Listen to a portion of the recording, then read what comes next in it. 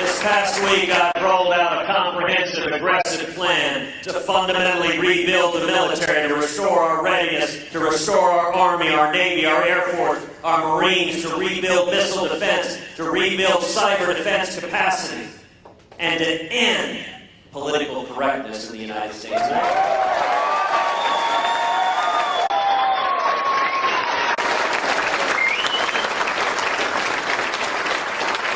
We will not be allowing refugees to come to America who may be infiltrated by ISIS terrorists.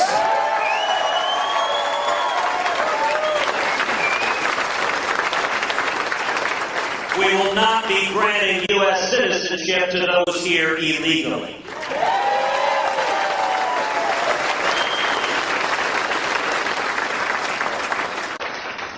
And as the father of 2 young girls, we will not be drafting our daughters into combat roles in the military.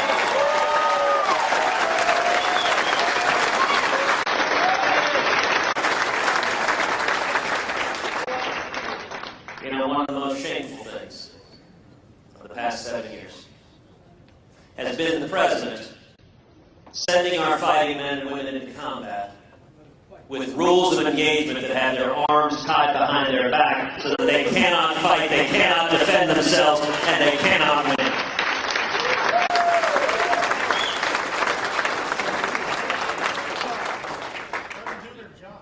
Mark my words, that will end in January 27th.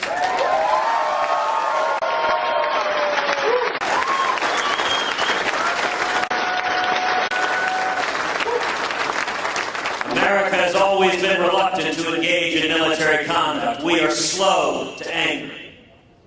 But if and when military conflict is required, we should use overwhelming force, defeat the enemy, and then get the heck out of there.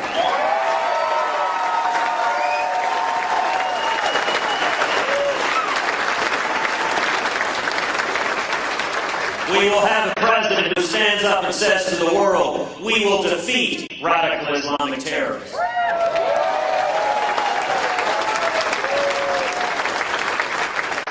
We'll have a president willing to utter the words, radical Islamic terrorism.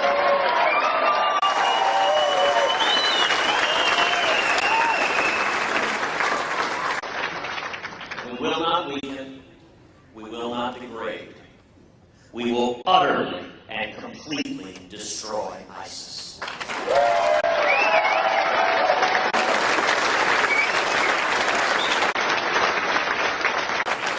In the days that follow, we'll take on the EPA.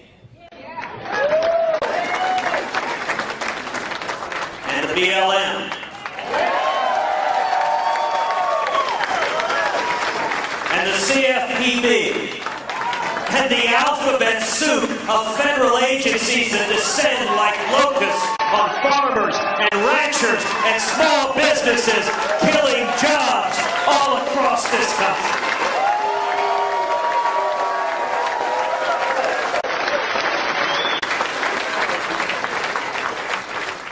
You know, I'm reminded of a few years ago. I was out in West Texas. And I asked folks there, I said, what's the difference between regulators and locusts? I said, well, the thing is, you can't use pesticide on regulators. And this old West Texas farmer, he leaned back and said, want to bet?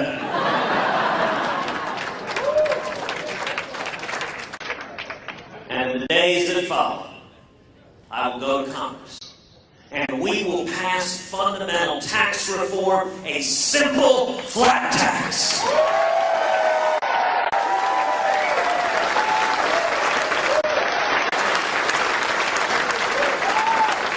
Where every American can fill out our taxes on a postcard. And when we do that, we should abolish the IRS.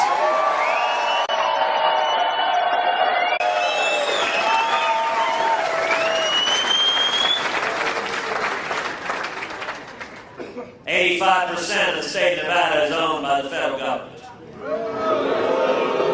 That is going to end. The land in Nevada needs to be owned by the state of Nevada, and even better, the people of Nevada should have control over your own land.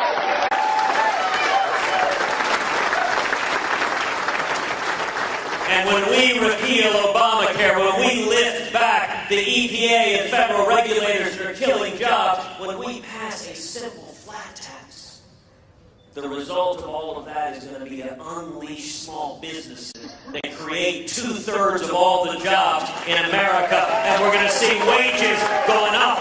We're going to see young people with 2, 3, 4, 5 job offers. We're going to see mourning in America once again.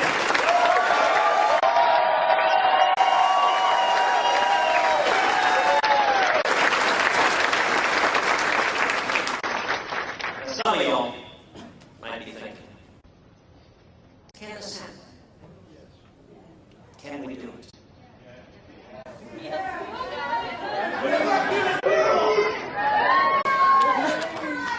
You know, Scripture tells us there's nothing new under the sun. I think where we are today is very, very much like the late 1970s, the Jimmy Carter administration. Same failed economic policies. Same feckless and naive foreign policies. In fact, the exact same countries, Russia and Iran, openly laughing at and mocking the President of the United States. Now, why is it that analogy gives me so much hope and optimism? Because we remember how that story ended. All across this country, millions of men and women rose up and became the Reagan Revolution.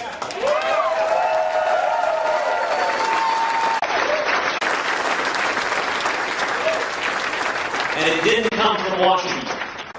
Washington despised Ronald Reagan. It came from the American people, and it turned this country around. We went from misery and stagnation and malaise to booming economic growth, to millions lifted out of poverty and into prosperity and the American dream. We went from our hostages languishing in Iran to winning the Cold War and tearing the Berlin Wall to the ground.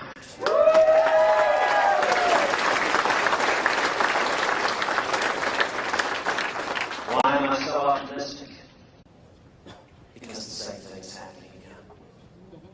All across this country, people are waking up. You know, for all of us here, freedom is not some abstract concept we read about in school. Freedom is real. It's personal in our lives, our families. You know, for me, I think about my dad. My dad was born and raised in Cuba. As a kid, he began fighting in the Cuban Revolution.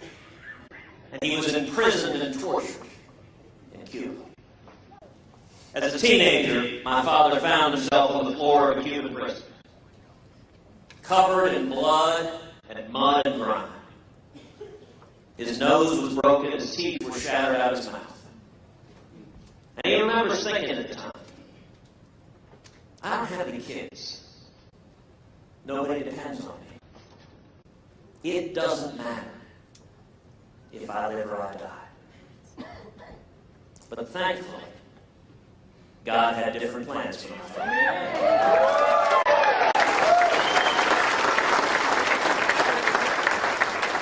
He was released from that prison cell. He came to America in 1957, fleeing Pt2. He had nothing.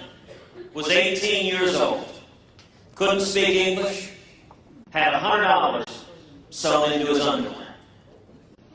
I don't actually advise carrying money in your underwear. And he got a job washing dishes, making 50 cents an hour. And he worked 7 days a week. He paid his way through school. He and my mother went on to start a small business together. So I grew up in Texas as the son of two small business owners. I saw the ups and downs, the triumphs and challenges of running a small family business. Today, my dad is a pastor. He travels the country preaching the gospel.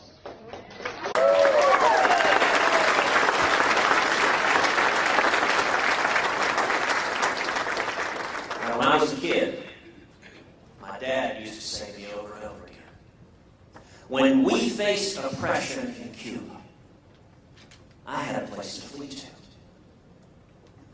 If we lose our freedom here, where do we go? That is why all of us are here tonight.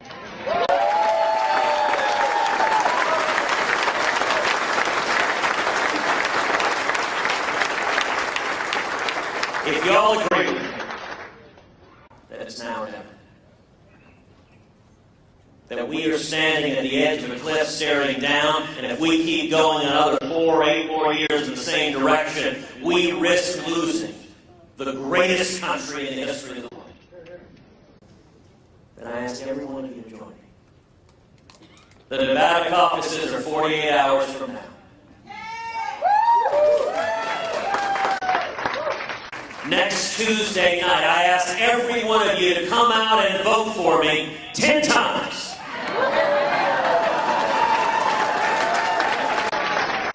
Now look, we're not Democrats.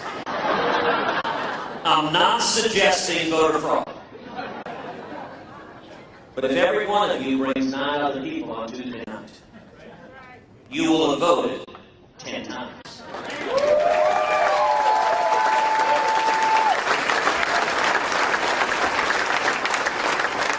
And let me tell you something. If you're not yet old enough to vote, if you get 10 people to vote Tuesday night, you will have voted 10 times before you turn 18.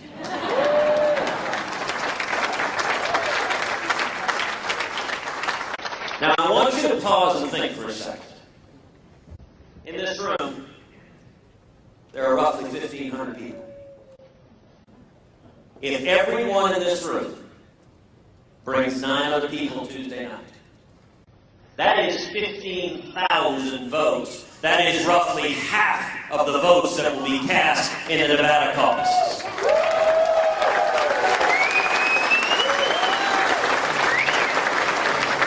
You want to understand the power of the men and women sitting here. Everyone in this room, if we bring your mom, your sister, your brother, your son, your neighbor, your college roommate, everyone in this room can control the outcome of the caucuses Tuesday night.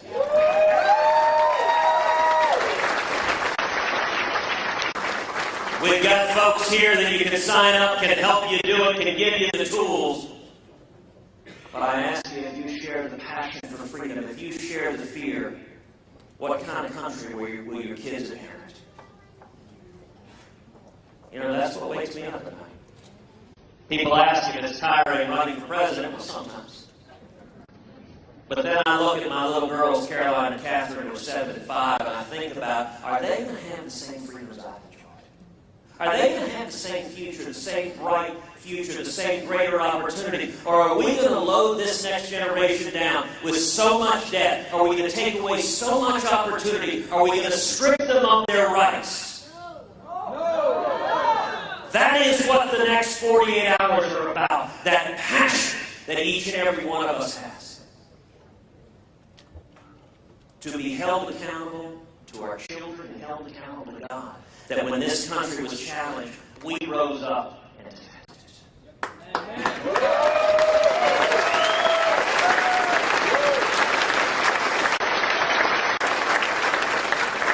The media wants us to give up.